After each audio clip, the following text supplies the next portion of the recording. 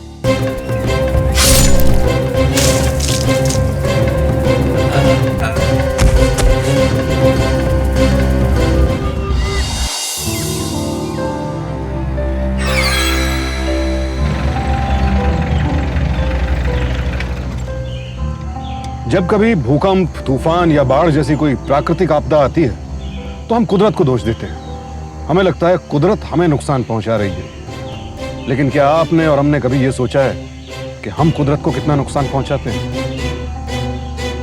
सावधान इंडिया में यूं तो हम हमेशा इंसानों पर होने वाले जुल्म की कहानियां दिखाते हैं, लेकिन आज हम आपको कुदरत के साथ किए जा रहे जुल्म की एक कहानी सुनाने वाले हैं। किस तरह एक जंगल को अंदर ही अंदर से खोखला कर दिया जाता है, कैसे पूरे के पूरे जंगलों पर अवैध शिकारियों और तस्करों ने अपना कब्जा जमाया हुआ है, कैसे जंगल से पेड़ और जानवरों की संख्या दिन ब दिन कम होती जा रही है, कैसे जंगल एक बाजार बन गया है और कैसे इस लाखों करोड़ों के बाजार की वजह से कत्तलीना राजा जैसे तस्करों ने जंगलों में लूट मचा रखी है। कोई भी इन तस्करों के खिलाफ आवाज उठाता तो उसे मार दिया जाता। अभी अभी आपने जिस फॉरेस्ट ऑफिसर का कत्ल होते देखा, उसने भी कत्तलीना राजा के खिलाफ आवाज उठाने की कोशिश की थी।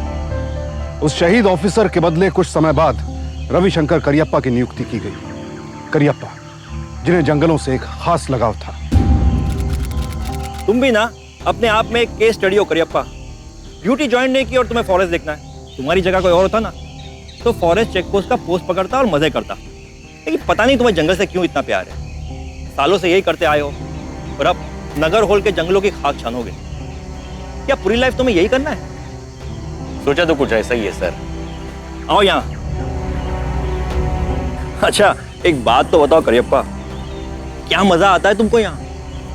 मजा नहीं आता है सर, लेकिन इस जंगल को हम लोगों का बहुत जरूरत है। पहले तो ये जंगल जानवरों का घर हुआ करता, अब यहाँ जानवर कम और इंसान ज्यादा रहता है। पता है वो हडलू का जंगल में जानवरों को खेलने कूदने का बहुत जगह था, लेकिन अभी क्या होता है वहां?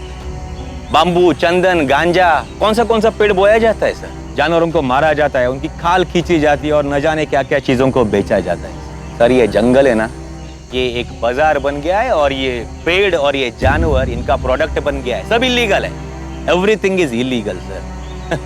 लेकिन हम लोग कुछ करते नहीं और इन लोगों को बढ़ावा मिलते जाता है। तुम्हें लगता है तुम ये सब रोक सकोगे? सर कोशिश तो कर सकते हैं ना। हा? एक अकेला आदमी ये पूरे जंगल की गणित को रोक नहीं सकता। सर कुछ बदलना होगा तो किसी ना किसी को तो स्टेप उठानी पड़ेगी ना। तुम तो पूरे क्रांति के मूड में आए हो करियप्पा। आओ चलो। वेलू, क्रांतिकारी साहब है, खास ख्याल रखना। करियप्पा बस एक बात का ध्यान रखना, यहाँ के शिकारी बहुत ही खतरनाक है, दुनिया भर के हथियारों से लेस। तुम अपनी गन हमेशा अपने पास रखना। तुमसे पहले जो ऑफिसर था वो यहीं मारा गया, on duty. Sir don't worry, मैं अपना और इस जंगल का पूरा ख्याल रखेगा। All the best. Thank you sir.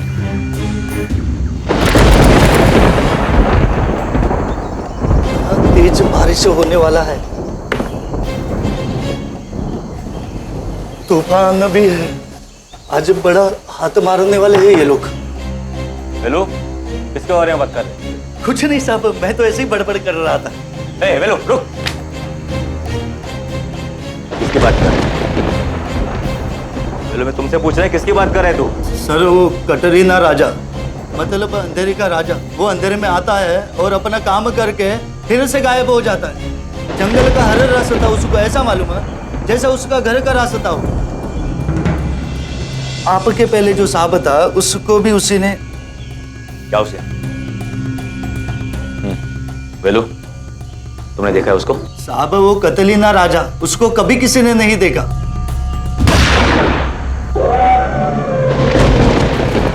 Velu torch ले। साहब कोई फायदा नहीं। वेलू टॉर्च ले। आप मत जाइए, आपके साथ कोई और है भी नहीं और अकेला बाहर जाना बड़ा खतरनाक है। वेलू काम है वो मेरा। हाँ तुम अपना वॉकी टॉकी ऑन रखना, कुछ होगा तो मैं बोलता हूँ तुमको, ओके?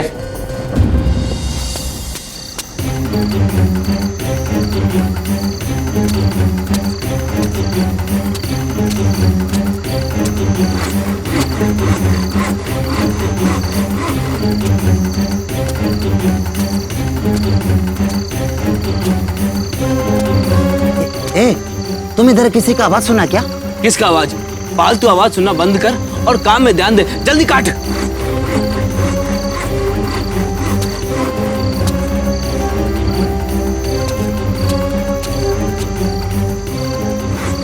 काट जल्दी। मैं देखता हूँ कौन है। जल्दी काट।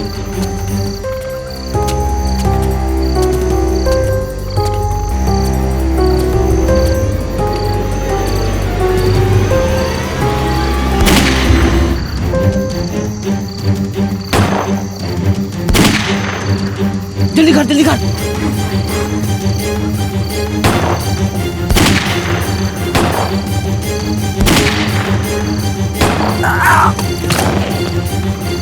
ये उठा इसको उठा। जल्दी उठा। जल्दी कर। भाग जल्दी कर।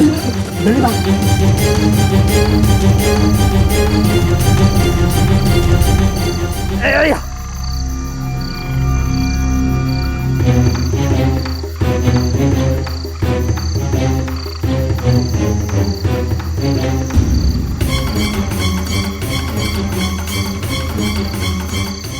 मार दिया। वेलू बोलो हाथी को गोली मारकर तालाब की तरफ भाग गए। जल्दी से चेक पोस्ट पर खबर कर दो, सब जगह से नाकाबंदी कर दो। वेलू फास्ट। पूजा करते समय सबसे पहले भगवान गणेश की पूजा की जाती है। एक तरफ तो हम अपने इस प्रिय भगवान को इतना सम्मान देते हैं और दूसरी तरफ उनके प्रतीक हाथियों की निर्ममता से हत्या करते रहते हैं। आखिर क्यों इस तरह मारा जा रहा है जंगली जानवरों को? क्यों सरकार इसे रोक नहीं पा रही है? 2006 के वाइल्ड लाइफ प्रोटेक्शन एक्ट के तहत बाघ या अन्य किसी संरक्षित जानवर को मारना या नुकसान पहुंचाना एक दंडनीय अपराध है। लेकिन रवि करियप्पा सिर्फ कानून के सहारे बैठने वालों में से नहीं थे। वो अपनी जान पर खेलकर भी इन बेजुबान और बेसहारा जानवरों को बचाना चाहते थे। लेकिन अफसोस की बात यह है कि अपनी इस मुहिम में उन्हें अपने डिपार्टमेंट का सहयोग भी नहीं मिला। सर मैं आज सुबह होते ही उस जगह गया था जहां पर उस हाथी को मारा गया। वहां पे कुछ शिकारियों के पैरों के निशान मुझे मिले।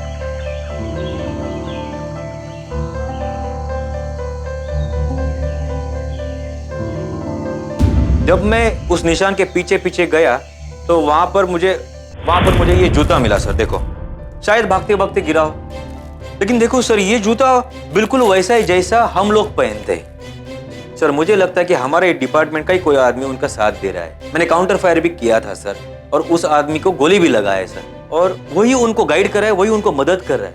वरना ये सब करना इतना आसान बात नहीं है सर। देखो रवि, बिना ठोस सबूत के तुम डिपार्टमेंट में किसी के ऊपर उंगली नहीं उठा सकते। सर ये तो सबूत है ना सर। ये सब बकवास सबूत है। क्या है ये जूता, ये दांत, ये आरी?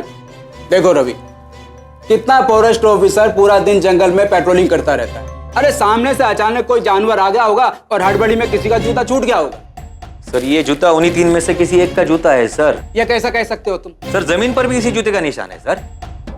सर ये निशान पुराने नहीं है सर, 10 सालों से मैं जंगल में घूम रहा है सर। पुराने और नए निशान के बीच का डिफरेंस मुझे पता चलता है। रवि तुम इस बात को कैसे साबित करोगे कि ये उसी इंसान का जूता है जिसको तुमने गोली मारी? सर उसके ऊपर खून लगा है सर, आप चाहिए तो चेक कर सकते हैं। हो सकता है ये सब तुमने खुद नहीं प्लांट किया हो। ये सारा सबूत, ये जूता, ये दांत, ये आरी। सर आप मुझ पर इल्जाम लगा रहे हैं। कि ये सब सबूत मैंने इकट्ठा किया है और उस हाथी को मैंने मारा है, ऐसा बोलना है आपका सर? नहीं नहीं रवि, मैंने ऐसा कब कहा कि तुमने उस हाथी को मारा? हो सकता है वो हाथी बीमारी से मरा होगा, उसे कोई चोट लगा होगा। सर मुझे पूरा भरोसा है कि ये काम अपने ही डिपार्टमेंट के किसी आदमी का है।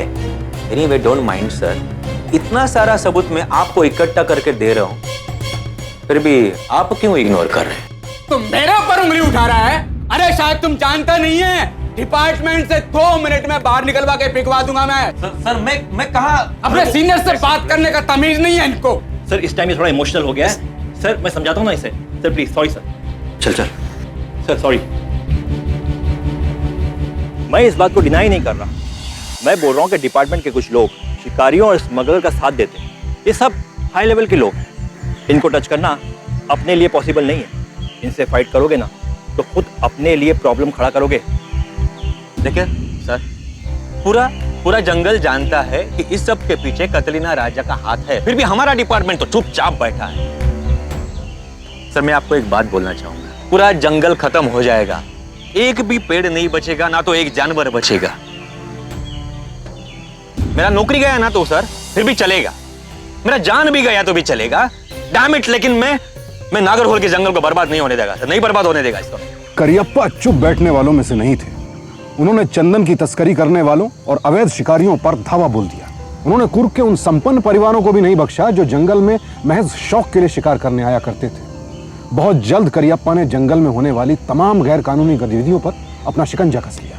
डिपार्टमेंट की तरफ से उन्हें शाबाशी दी गई और सारे अवैध शिकारी उनसे डरने लगे, इस कदर कि उन्होंने उन्हें मगभूता का नाम दे दिया। मगभूता यानी शैतान।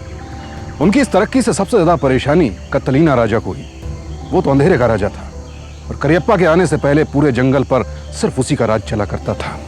सर आपने तो कमाल कर दिया। इस इलाके पर शिकारियों का राज हुआ करता था। कतलीना राजा तो जैसे किसी गुफा में जाकर छुप गया है।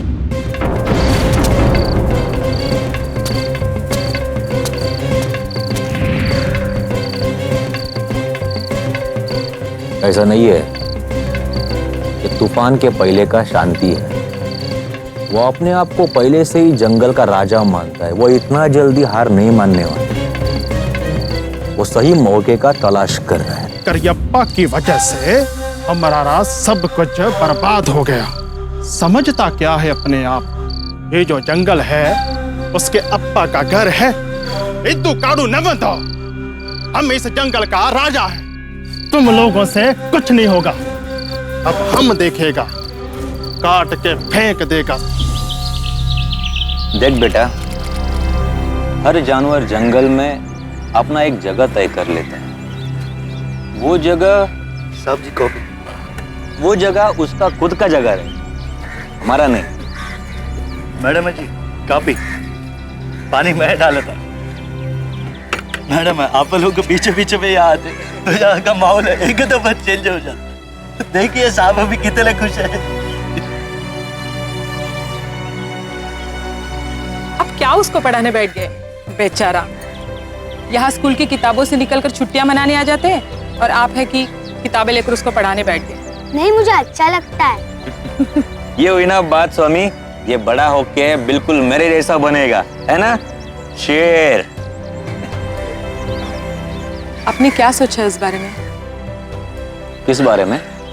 मैंने कहा था ना आपसे कि हम दोनों भी यहाँ पे आपके साथ रह लेते। वहाँ बेंगलुरु में हम दोनों अलग रहते हैं और आप यहाँ पे चिंता सताती रहती है हर समय। देखो रमा, मैंने बहुत सोचा। जब तक स्वामी अपना पढ़ाई पूरा नहीं कर लेता तब तक तुम दोनों का यहाँ पे मेरे साथ आके रुकना कुछ मतलब नहीं बनता।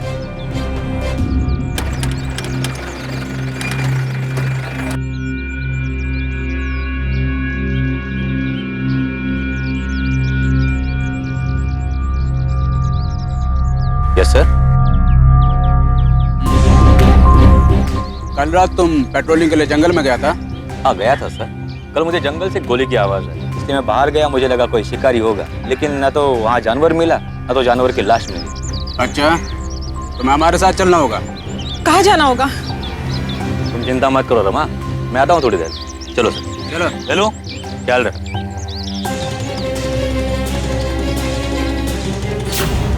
ये देखो रवि, इसको तुम्हारी गोली लगी है। ये कोई शिकारी नहीं है, एक आदिवासी है जो कॉफी प्लांटेशन में काम करता था। उस दिन जंगल में पटक गया था। आप ये बोल रहे कि मैंने इसको मारा? सर आप ये इल्जाम मेरे पे कैसे लगा सकते हैं? मैंने नहीं मारा सर इसको। देखो रवि, मैं कुछ नहीं कर सकता। अब इस बात का फैसला तो कोर्ट में होगा, तब तक तुम्हें पुलिस कस्टडी में रहना होगा। इंस्पेक्टर सर आप समझाइए सर इनको। सर मैं जानता हूँ रवि को सर, वो ये सब नहीं कर सकता। सर प्लीज सर आपको कोई गलत फहमी हुई है सर रोक लीजिए सर, प्लीज सर रोक लीजिए उसे सर। रवि करियप्पा अब तक अपने कई दुश्मन खड़े कर चुके थे। पेड़ों की कटाई और जानवरों के शिकार से लाखों करोड़ों कमाने वाले कई लोगों ने मिलकर रवि करियप्पा को एक जाल में फंसाने की कोशिश की, लेकिन उनकी यह कोशिश नाकाम रही। उस आदमी की लाश से जो गोली बरामद हुई, उसकी जांच से साबित हो गया कि उसका खून रवि करियप्पा ने नहीं किया था। करियप्पा के पास राइफल जरूर थी, लेकिन वो गोली एक 12 बोर की राइफल से चली थी। मगर इस दौरान रवि करियप्पा को 12 दिन जेल में रहना पड़ा, मगर तब भी उनका विश्वास नहीं टूटा, बल्कि बाहर आने के बाद उनकी हिम्मत और बढ़ गई। और एक दिन अचानक अम्मा सांबर भी लगे थे। मैडम आपको नहीं वेलू जाके खाना खा लो ना, हम ले लेंगे। नहीं मैडम, पहले आप लोग खा लो, बाद में मैं आराम से खा लूँ। मेरा खाना हो गया, मैं अपनी प्लेट रखने जा रहा हूँ। अरे स्वामी बेटा, मैं हूँ ना, मैं रखूंगा। नहीं, अपनी प्लेट खुद रखनी चाहिए, ये मेरी मम्मी ने सिखाया है। गुड बॉय जा रखने दे। बोलो जाओ खाना खा लो। जी साहब। अम्मा मेरे को खुद को अपना ही डिपार्टमेंट से लड़ना पड़ रहा है, लेकिन मेरी जंगल का बलि नहीं चढ़ने दूंगा इन लोगों के लाते।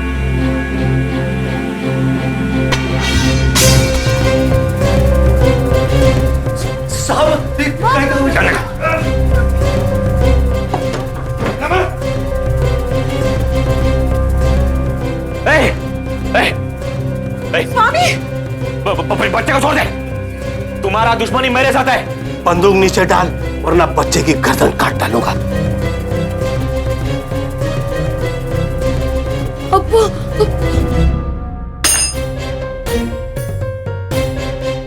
अपने ट्रांसफर का डिमांड कर, वरना पछताएगा। और हमारे पीछे मत आना, नहीं तो तुम्हारे पूरे परिवार को काट डालेगा। इन्हें चाहे बेंगलोर भेजो या मुंबई, समझो? स्वामी स्वामी स्वामी स्वामी स्वामी बेटा,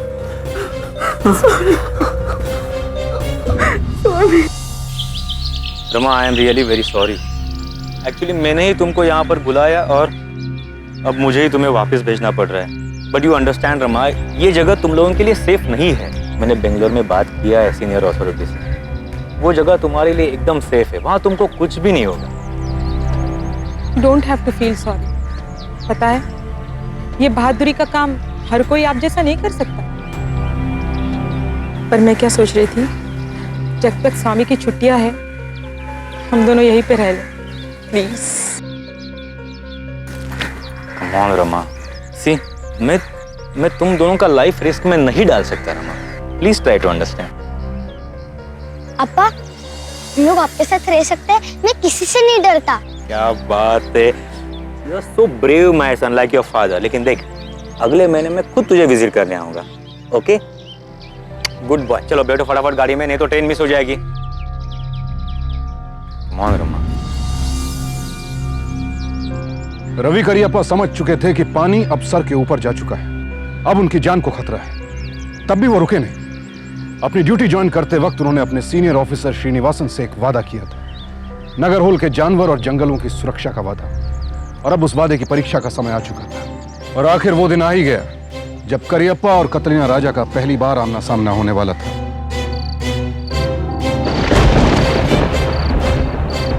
सर क्या हुआ? सर, वो कतरीना राजा और उसका आदमी लोग मुरकल का तालाब के पास घूम रहा है।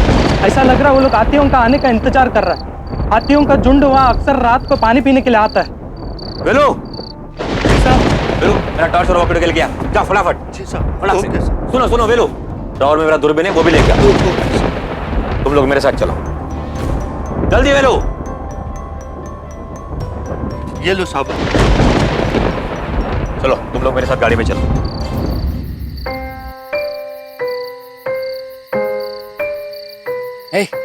क्या तुम इस टॉर्च को इधर उधर घुमाता? इसको बुझा, इधर ला। और याद रखना, गोली सीधे आती के सिर पर लगती। हेलो हेलो, चेक पोस्ट पे खबर कर दो, कोई भी गाड़ी जंगल के अंदर या बाहर नहीं आने चाहिए। ओके? हाँ चलो पैदल जाएंगे।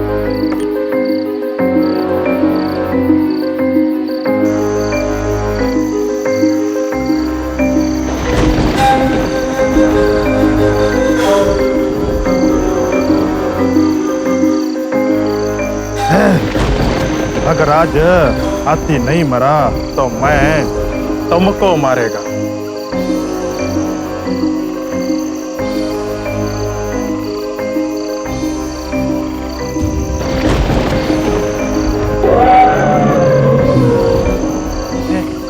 हाथी इधर आता, इधर ठंडा बना।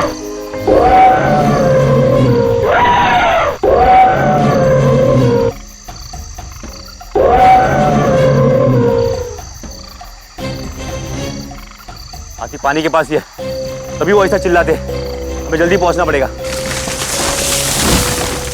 वो लोग यहाँ पर ही है। Take positions.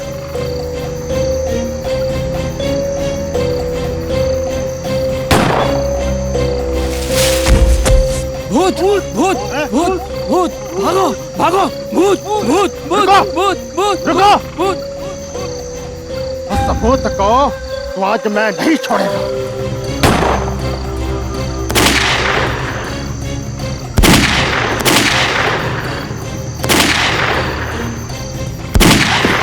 रंडी रंडी रंडी,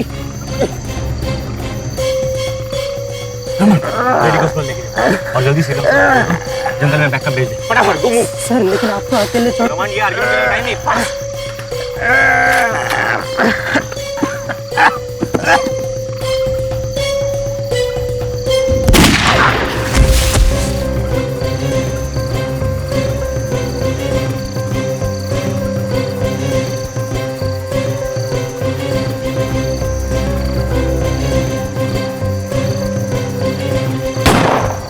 तो तू है वो जिसे सब लोग बगबूता बुलाता है।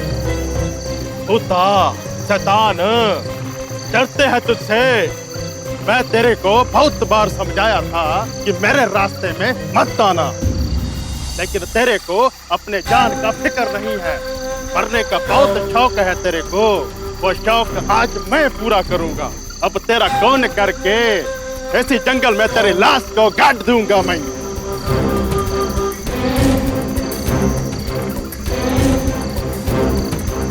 कतरीना राजा, अंधेरे का राजा।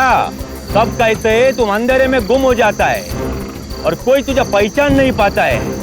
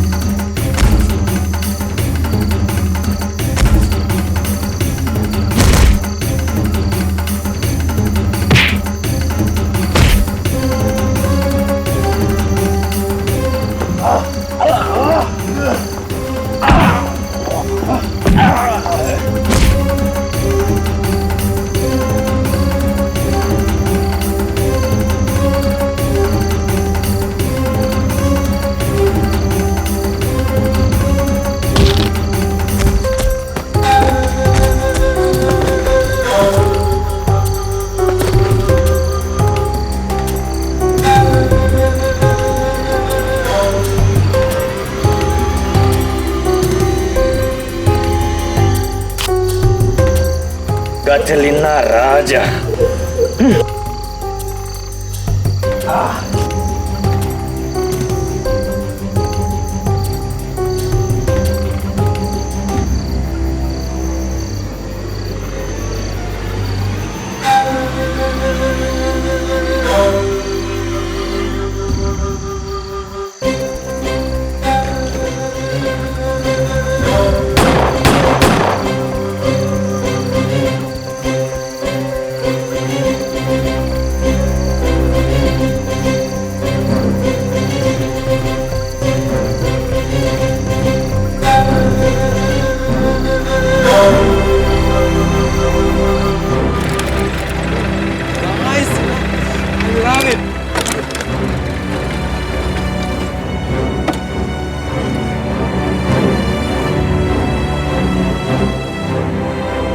Thank you sir. हमें तो लगा कि हम इस जंगल में करेंगे क्या, लेकिन आपने हमें इतने अच्छे से घुमाया और इस जंगल के बारे में हमें कितना कुछ बताया। मैं तो इस पे घर जाके बहुत बड़ा ऐसे लिखने वाली हूँ और उसमें आपका भी नाम लिखूंगी। अरे बेटा, ये क्या है? क्या है ये? यदि मैं तुम लोगों के घर पे आके ऐसे ही कचरा फेंकूंगा तो तुमको अच्छा लगेगा क्या? हाँ? So please. I am sorry sir. देखो बच्चों, तुम लोगों का जैसा घर है ना, वैसा ये जंगल मेरा घर। मैं इसे कभी गंदा नहीं होने दूंगा। हाँ? ठीक है? चलो अभी एक काम करेंगे, मैं आप लोगों को केले के पत्ते पे खाना खिलाता हूँ। You all will enjoy. Come come. Ravishankar Kariyappa ने नगर होल के जंगल में 26 साल तक फॉरेस्ट ऑफिसर के तौर पर अपनी ड्यूटी निभाई। उन्होंने जंगल को एक नया जीवन दिया। चीते, भालू, हिरन, तमाम जानवर अब यहाँ लौट आए। अब ना यहाँ चंदन की तस्करी होती है और ना शिकार। एक इंसान के दृढ़ निश्चय ने सब कुछ बदल दिया। जंगल से जुर्म का अंत हो गया। रविशंकर करियप्पा ने हमारे लिए एक मिसाल कायम की है। उन्होंने साबित किया है कि बदलाव के लिए बस एक चिंगारी की जरूरत होती है। किसी न किसी को शुरुआत करने की जरूरत है बस। श्री रविशंकर करियप्पा 1994 में रिटायर हुए और आज वो नई पीढ़ी को जंगल के संरक्षण और वन्य जीवन के संरक्षण की शिक्षा देते हैं। हम रविशंकर करियप्पा जी की बहादुरी को सलाम करते हैं और आप सबसे आग्रह करते हैं कि आप हाथी दांत से बनी वस्तुएं, जानवरों की खाल या ऐसा कोई भी सामान ना खरीदें जिससे वन्य जीवन को नुकसान पहुंचता हो। और अगर आप ऐसे किसी व्यक्ति को जानते हैं जो ऐसी वस्तुओं का व्यापार करता हो या अवैध शिकार करता हो तो तुरंत पुलिस को सूचित करें। कल आपसे फिर मुलाकात होगी एक और कहानी के साथ, एक और ऐसी सत्य घटना के साथ जब एक इंसान की बहादुरी ने जुर्म को मुंहतोड़ जवाब दिया। सावधान इंडिया, इंडिया फाइट्स बैक।